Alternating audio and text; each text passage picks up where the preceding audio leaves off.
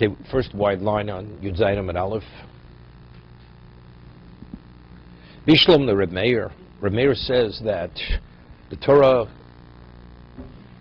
when it speaks about the financial package which is given to the slave, the Jewish slave, when he's released, the Torah says, Tzon Goren V'Yekev. Sheep, Goren, that's wheat, Goren. That's the harvest of grain. V'Yekev. Yekev is wine. So he says you have to give of each min. 15, 5 of each. 5 of each, and if you don't give 5 of each, but you have to have a representation of each one of the species. That's Reb Meir. Whereas Bishlam Meir Hainu Dechsiv Tzon Goren V'Yekev, El Reb Yehuda, Reb Shimon. One says you have to give 50, one says you have to give 30, but they don't say you have to give of each one of these species. So why does the Torah have to articulate the 3? Tzon Goren V'Yekev means you have to give a financial package. Lomali. So Mars answers, the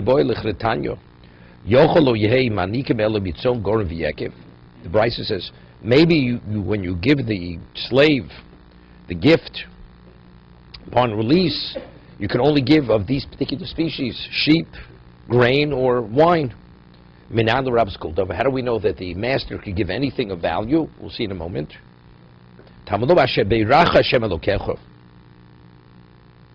Meaning anything that represents bracha. That alludes anything that has value, that the slave could go on with his life, which is blessing, you can give him. So it does not be these particular species. So if that's the case in Cain, so why does it specifically choose these species? If it's any item of value, so what do I draw from these particular species? The unique, these 3 species are unique. It has to be something which engenders bracha. So Rashi says, sheep, they reproduce. Something that grows, you plant it, it reproduces. It represents something which of growth. So what does it come to exclude? Yotzu ksofin di Reb Shimon. Reb Shimon says it comes to exclude something cash, kesef. It can be shova kesef too. But it's something which has no relevance to reproducing itself, natural reproduction of itself. That's Reb Shimon. So Reb Shimon says if you want to give him cash, you cannot give cash as Hanukkah, as the financial gift. It has to be something, as we'll see in a moment. Lezer Reb Shimon Omer Yotzu Preidos. He wants to give him a mule. A mule is a cross between a horse and a donkey. A mule is sterile. So a mule cannot reproduce. So it comes to exclude the mule. A mule, regardless of its financial worth, not because in its innateness, it's something which represents limitation. No, wine represents the grape. The grape you replanted or whatever it is. It's a derivative of the grape. Reb Shimon, so what does Reb Shimon say? Money and not the mule. He doesn't exclude the mule. Reb Shimon Preidos Mishavchon Gufayu. The mule, as it grows, it becomes larger. So there's an enhancement within itself. Money, like the Chazal tells, what's the difference between a chochem and a navon? A chochem means a person who is knowledgeable.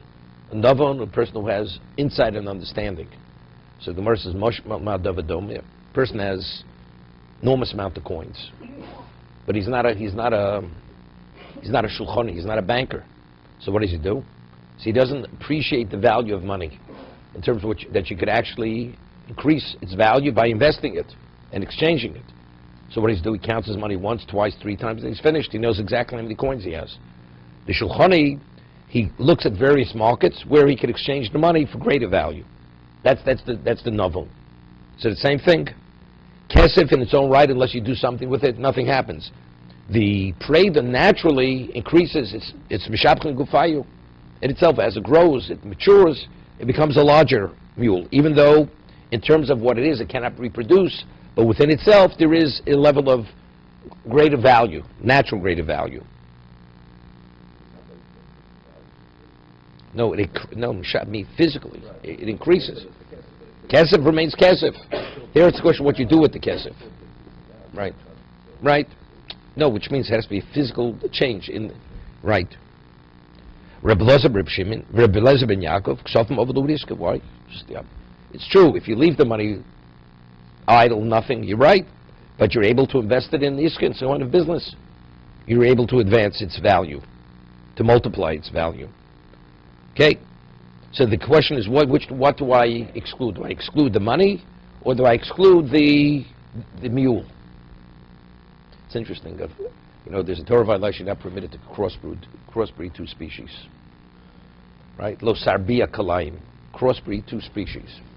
Of all species that you crossbreed, the only species that remains sterile is the mule and the horse. Every other species, it's not the case. I mean, it's just interesting that the crossbreeding of the horse and the donkey, it's sterile, doesn't go further.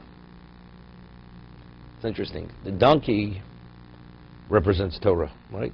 Yisocha Chamagorem, right? What does the horse represent? No. A man of war means uncontrolled. A horse is uncontrolled. It's always for kisus. Even though David says kisus kepered, the Gemara says. The horse goes, a man of war, it loses itself totally. It has no degree of intelligence. So the donkey represents total application of self, dedication, carrying the burden all the way. That's the donkey. Right? That's what the Torah refers to the donkey. Torah doesn't speak about a mule. Right?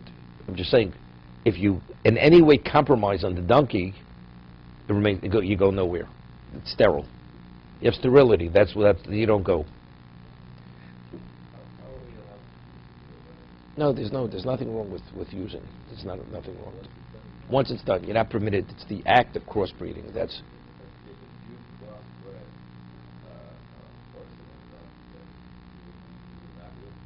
There's a question. It's based on Baruch Chulin.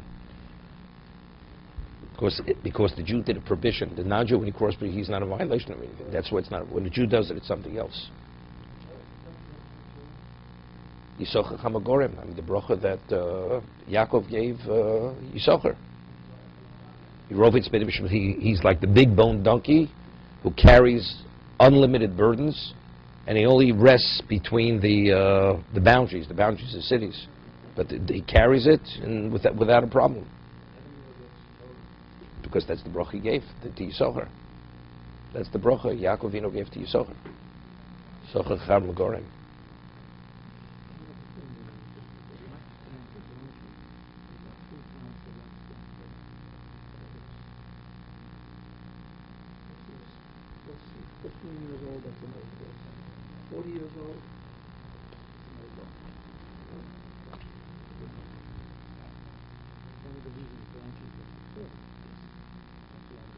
Yeah, but a horse is for riding, or maybe for pulling wagons. But a donkey, you actually put the burden on the donkey.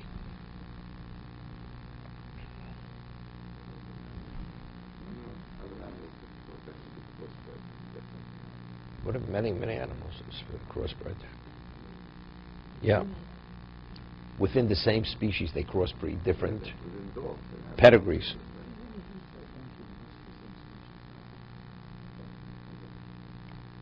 Okay.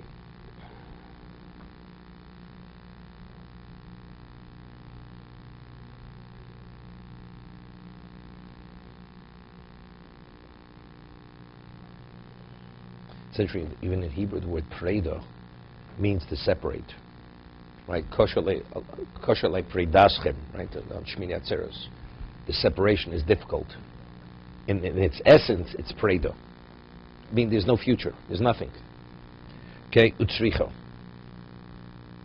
So the question, if it's a question of reproduction, it would be enough to write zone.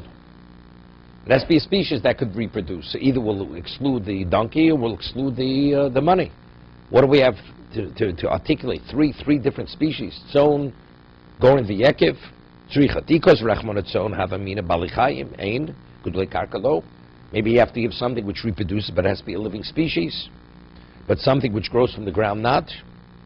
Gorin. So gorin is the grain.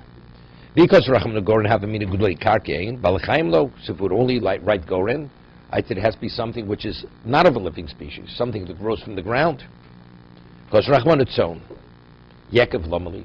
Okay, so if we already have a representation of the living and the inanimate, but it grows from the ground, reproduces, so what is Yekev? Yekev is wine. Yekev Lomali, Lamar Lemute Ksofim, Lamar Lemute Predos. Yeah, because he'd say, we pointed out, each one has the characteristic of growth. Money through investment, and the Predo, it naturally grows. So maybe that meets the criteria of increasing. So therefore we have the extra word to exclude something. So the question, which one do I exclude? Do I exclude kesef? Do I exclude the Predo, the mule? Just the question. No, the word wine for sure is superfluous. Correct? What is that coming? So it's putting a limit. It's defining what exactly is reproductive, because each one has a reproductive or a greater value characteristic. Money through investment, and the Predo through naturally when it grows, it gets bigger. The wine represents that category of man is involved in that particular growth. In other words, it's involved in wine, involved in the real growing, involved in It's not sheep. Sheep, it's not. Sheep naturally reproduces. No, Wine doesn't happen naturally. I'm saying so all of them, it represents that category where man is involved. Therefore, you're excluding, wine is the only one that you can say. So what about the Predo? Money I hear, but what about the mule? The mule naturally, it grows, physically it grows bigger. And it eats on its own. Then why is, what does wine represent? No, it represents a species which reproduces itself because it's the grape. The wine is the grape. Yekev is the grape. That's what Yekev is. So what do we need? We already have a representation of Gidulei Karka. The answer is, of course, it's coming to be more specific in what growth is. No, see clearly, it doesn't have to be itself. Right. Correct. Now we see we can have a derivative. Loaves of bread would be good. Correct. So we're saying, look, money, its value is its derivative. Not the money itself, it's what you do with the money. Predo is not itself, it's growth. Except, see, money I hear, very good. Money works well with why it's excluded from the word Yekev. But what about Predo? Predo not. Tos over here has a whole different gear, so it changes the text. It's a question what I include, not what I exclude, what I include. Tosa says over here, leave it now. Torah Rabbanon. Asher b'yiracha Hashem Elokecho. It says you give the financial gift to the Jewish slave or the maidservant when she leaves, because Hashem b'yiracha Hashem Elokecho. Because God blessed you. The person feels, why should I give him? What did I have from him? Say, what do you mean? Hashem b'yiracha Hashem Elokecho. Yochel nisborach bayis biglo mandikim lo. Lo nisborach bayis biglo lo mandikim lo. Man says, look, what blessing did I have? Right? Who was it? There was a slave, an Eved Kanani, Gemara says Bavakamo. He was not, what was his name again? He was a Shovan Hamid Kreso. This person he was a drunkard. He used to dance in the wine halls, in the pubs, and they said his value was he was not worth Hamid Kreso. The bread that was ingested in his stomach, he wasn't even worth that. So it says, what kind of bracha did I have out of him? Right? So what about Yochel? Maybe Nisborach Bais Biglo Lo Mandikim Lo Nisborach Bais Biglo Ein Mandikim Lo. If his home was blessed, he had value from him, fine. But if not, Talmud Mahanik Tanik Mikom Mokum. No, regardless, whether you had bracha or not, you have to give him the financials. If that's what does the pasuk mean? Asher berach Hashem Elokecho kematam lo asher berecho hakol lefi bracha tendo. So Rashi explains, minimally you have to give him whatever it is, either 15, 30, or 50. But what about the bracha was to a much greater degree than that? Then you add. So minimally, even if you had no bracha, it's 15 or 30 or 50. However, if you did have bracha, then you have to compensate him to a greater degree. That's Asher Berech Hashem Elokecha. To show your appreciation for what the man's value is. Halacha Kohen, that's what Torah is saying. That's to evaluate it. Okay, depends on the person. What does he deserve? Such a bonus, right? How do you give a bonus? It's right. It says in this Baruch Habayis Bishvilo. It's interesting. Rashi says Harbei. He had to be blessed exceptionally through the slave. Tosef al had no kosov. Imlav al tifchos min hakosov. But if not, it should not be less. That's the minimum.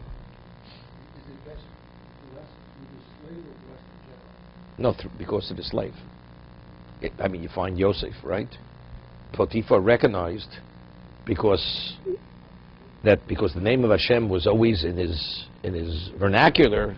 That's why he had blessing, whatever it was, wherever Yosef, he recognized that, and therefore because he recognized that, he appointed him to oversee all his financial affairs. Potiphar recognized this.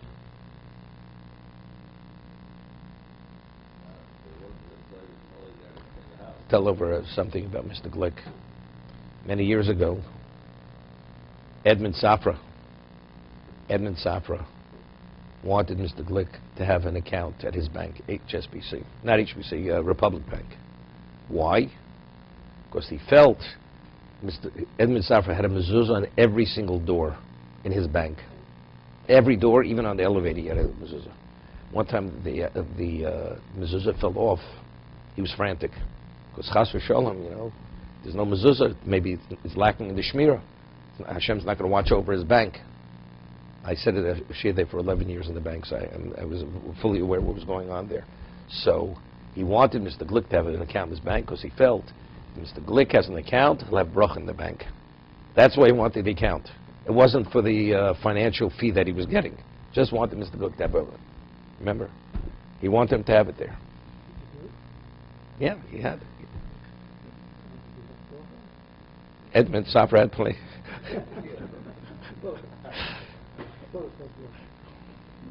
Okay. So that's Hakol Lefi HaBracha. Many years ago. Okay. Rabbi Elazar ben Azari Omer, Dvorim Kichsovim. Rabbi Elazar ben Azari says very simply, you read the Pasuk as it says, Nizborech Bais Biglolo Manikim Lo. Factually, if the master had blessing because of the slave, then he receives the financial package. It says, Lo Nizborech Bais Biglolo, Ei Manikim Lo. Simkei Matam Lo Hanik Nadik. But factually, Rav Shimon is saying correctly, but it says Hanik Tad means regardless. Dibra Torah Koloshim Neodam. It's the way the Torah, because normally, why does a person give the bonus or the financial package to the person? To appreciate, to show his appreciation. Hanik Tanaklo, Dibra Loshim Neodam, the way a person normally expresses itself.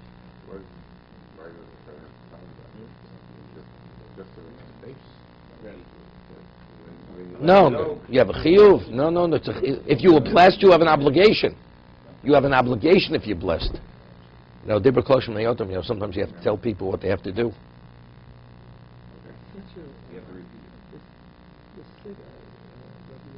Rabbi Elazar ben Azar.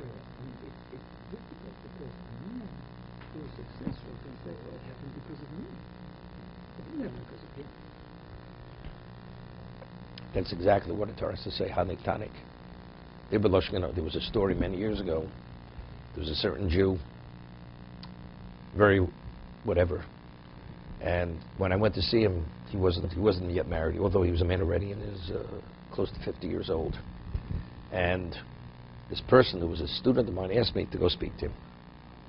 And maybe I could somehow, he had a seat on the New York Stock Exchange, and he had a trading house on Wall Street. And then this story goes back 25 years. He just made his $200 million. He's written up. And the man didn't know what it meant to give charity. Didn't know. He ended up marrying a non-Jewish woman in a church. He had his children baptized as a Jewish person. So, but we're talking a miser. The word miser, it's an understatement. So he had a home in Tuxedo, New York, and he had a wine collection. And Tuxedo had very few Jews. It was known years ago, Jews didn't live in Tuxedo, New York. There used to be a sign in the 50s, no Jews, no dogs, in Tuxedo, New York. So he ordered the most expensive wine, and he had two big workmen unload a truck, and they had to carry it down to the third level in his basement in his home in Tuxedo. And he had his friend with him. And he says to his friend, the person who ordered the wine, he says, do you think I have to tip these people? And it must have been about over 100 degrees. And he had to carry it down to the depths of his basement. He says, if you want to live to drink it, you better tip it. That's what he told him.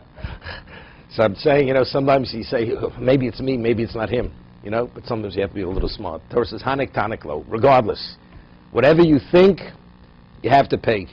You have success, it's him, it's not you. You have to give them the financial package. That's what Torah says. That's Dibra Lashon K'bnei Adam. Okay.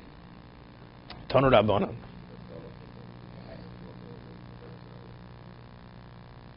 No. We rule like Hakol Lefi Habracha.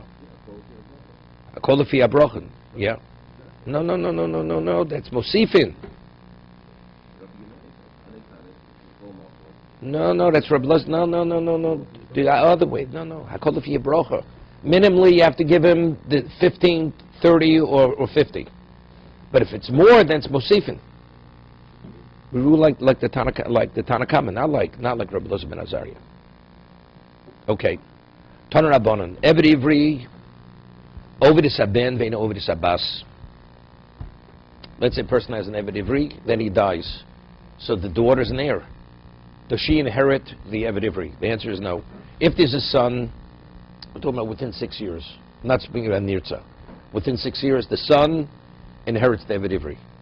But if there's a daughter, she's the only heir, she does not have. He goes out free. What about if a man has a maidservant? Eino vedes loas haben v'los abbas. And the father dies, she does not work, she's not inherited not by the son or the daughter, neither. Hanirtza, what a person said, he received all in the ear, or a person was sold to a non-Jew. Fell on hard times, he sold to a non-Jew, he sold himself in Oved lo aben v'lo abbas. He does not serve the son of the goy, of the non-Jewish master, or the daughter. So basically, the Gemara can go through psukim on every one of these. No. Two separate things. Hanirtza, a Jew, a Jewish master where he, two separate, and he extended his servitude. Now, subsequently, the master dies, he goes out, he doesn't go to the son. Although within 6 years, no, that's what it says. No. Hanirtza v'anivkalov gochob, eno oved lo asabel. No, not. There's no nirtza by a goy. Two separate things. Either one does not serve the son or the daughter. But during 6 years, he does. He dies, he does go to the son. But not to the daughter. That's the only case where he goes. To the son. Within the 6 years, right? We'll see, because the Gemara is going to say, because there's Yud. Because during the 6 years, if he's not interested, that's by the maidservant. We see the father and the son are the same. We'll see. The Gemara doesn't talk about it. Amamar. We're going to go through in halachas now. Quoting the Brisa. Eved Ivri Oved es Haben. Eved Ivri, if the master dies during 6 years, he serves the son. Ve'en Oved es Abbas. But if there's no son, there's only a daughter, he does not serve the daughter. So Gemara says, what's the basis? Why do we differentiate? If it's an heir, a daughter's an heir like a son's an heir. The Tanu Rabbanan says, V'avodcho sheish shonim. Right? L'cho v'lo liyorish. The Torah could have said, V'avodcho. He shall serve you for 6 years. So l'cho, avodcho is an exclusion. You are not the yorish. 1 second. Ato omer l'cho v'lo liyorish. Is it him and not the yorish means referring to his brother or the daughter? Maybe it even excludes the son, right? Even the son is excluded. because he factually is a Yoresh. She'omeh sheish shanim yavod. So evidently, Torah could have said sheish shanim. What's the yavod? So evidently it's including somebody. The word yavod is superfluous. Harei lebenom, or what? Or whatever it is. Sheish shanim, 6 years he shall work.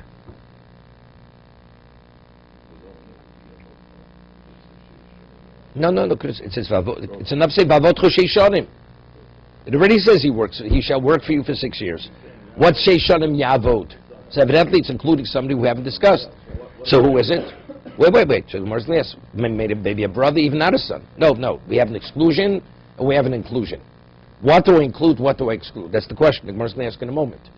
Sheish shanim yavod. The word sheish, this pasuk is totally superfluous. 6 years he shall work. We already discussed he works for 6 years. Evidently, harei leben omer. So if that's the case, homani mekayim vavotcho sheish shanim. So when it says he shall work for you 6 years, who am I excluding?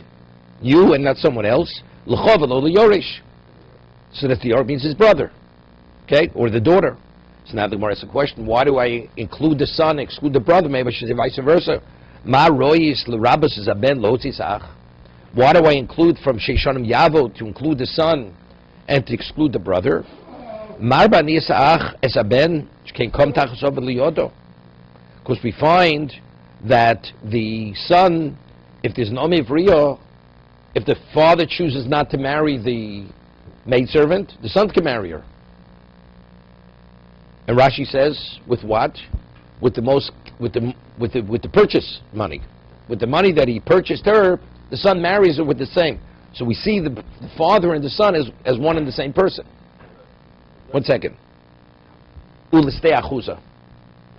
And stei achuza. What do you want to ask? Yeah, if the father dies, can the son marry that maidservant after he dies? 1 year. No. She goes out free. The son has to marry her while the father's alive. Correct. No. We're saying what does the son have over the brother regarding the Jewish slave? So we see him and the father as one and the same person for Yud, which no other relative could marry her. So we see in this context, literally they're the same person. Doesn't make a difference. But we see him as the same person. Do we see it as an extension of himself, or do we see him as someone else who happens to inherit? That's Exeris HaKosov. That's Exeris. For Amivriya, there's going to be exclusion why the son does not inherit her. There's a separate pasuk for that. But what does the son have over the brother? This is the concept as we discussed Brokar Davur. Right? A son literally steps in the shoes of his father. Brokar Davur. A brother is one step removed. So Rashi explains. What's the halacha? A person consecrates something. Right? So he has a right to redeem it, his field.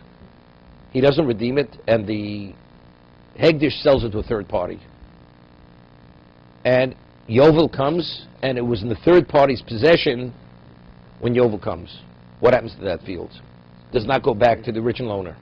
It goes back to where? It goes back to the Kohanim. The Kohanim divided among themselves. Okay? Till Yovel. Can redeem it any he wants. But let's say somebody else said he wasn't interested. He has first rights. The original consecrator, Magdish, has first rights to redeem. Initially. But he says, I'm not interested. Or I don't have the money. He doesn't redeem his field. Till what? Till Yovel. So, may not what's Hegdish know with a field? It's its value, so they sell the field. Now the purchaser has it now to Yovel. What happens with Yovel? It returns. What does it return to? Doesn't go back to the original owner. Reuven sells to Shimon, Yovel comes, it returns to Reuven. Correct? You Magdish it, when Yovel comes, it does not go back to Reuven. It goes back to Hegdish. That's the halacha stei achuza. Before they sell it to a third party, though, they must ask the original owner if he wants it or not. Is that how it works? Yeah, he has first refusal right. Yeah. They're able to locate him. Let's say he's not around. He hasn't shown any interest, and they can locate him. We don't say that the sale to the second party is not a valid sale. No, what they'd have to get a search team to locate where he is. Okay, what happens if the son bought it? The father consecrated and the son was the purchaser. The son we see is the father. It does not go back to Hegdish. Okay? But if a brother had purchased it, the brother is the equivalent of a stranger, of a third party. So it goes to the Kohanim. So because we see that the son, in regard to Yud, marrying the maidservant, and Steach Huza, he's the equivalent of the father, therefore, when the father dies, the Yorish that I'm not excluding is the son. And the brother who does not have this capacity, he is excluded. Not more likely. It is. Correct. Or inclusion. This is the inclusion. What about the daughter versus the... Why do we automatically dismiss the daughter versus the brother? We have to think about it. But the daughter is closer to the Yiddish now. In this discussion, we said the daughter automatically came off the list in terms of... Well, there's a pasuk for the daughter. But the daughter we never see the daughter, but see, the Gemara can ask a question. A brother has a yibum. So we do find a brother in a certain context takes over the position of the brother, right? Takes over his estate. What happens? The brother performs yibum with the widow, the childless brother. What happens to his estate? The estate becomes the estate of the yavam, of the brother. So here we see him as one and the same. So here he surpasses all his other brothers. He doesn't divide with his brothers. But the Gemara is going to say in a moment, yeah, but if there's a son, there's no brother. There's no yibum. That's what the Gemara is going to say in a moment.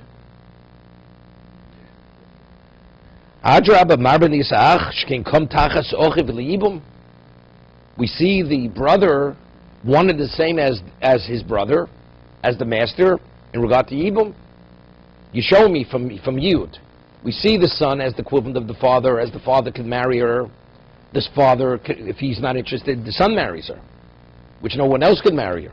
So in regard to, in terms of yibum, we see the surviving brother as the deceased. So maybe he should take precedence over the son, that the heir, the one who inherits the Eved Ivri should be the brother and not the son. The Gemara says, yes, klum yesh yibum el mokum shei ben. Yibum, the brother only has any identity or only has relevance to taking of position of his brother. That's if there's no son, ha yesh ben. But if there is a son, ein yibum. How do you have this question?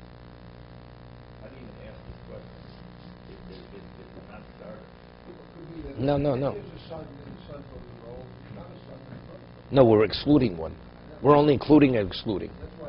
It's not simple. Again, we said, does a son inherit an Amivriya? No, he doesn't inherit, even though there's Yud. Right? Father dies, the Amivriya goes free. Correct. Right? But yet, if the father's alive, he does a Yud. But if we see one and the same as the father, what does he inherit? The answer is, it's regard to this yes, regard to something else not. So now I have a question of excluding someone in regard to the Eved Ivri. He works 6 years for someone who? For the brother or for the son? So it's true, there's no brother if there's a son, but factually I do find both of them filling the role of the father. So that's what we're saying, because that's what we're addressed, El Taimidi Kal Pircha. The reason why we're giving preference to the son is because you have this refutation of the brother for Yibum over the son. Holafochi Achodif. If not for that, I would have said maybe the brother would be a greater consideration to be considered.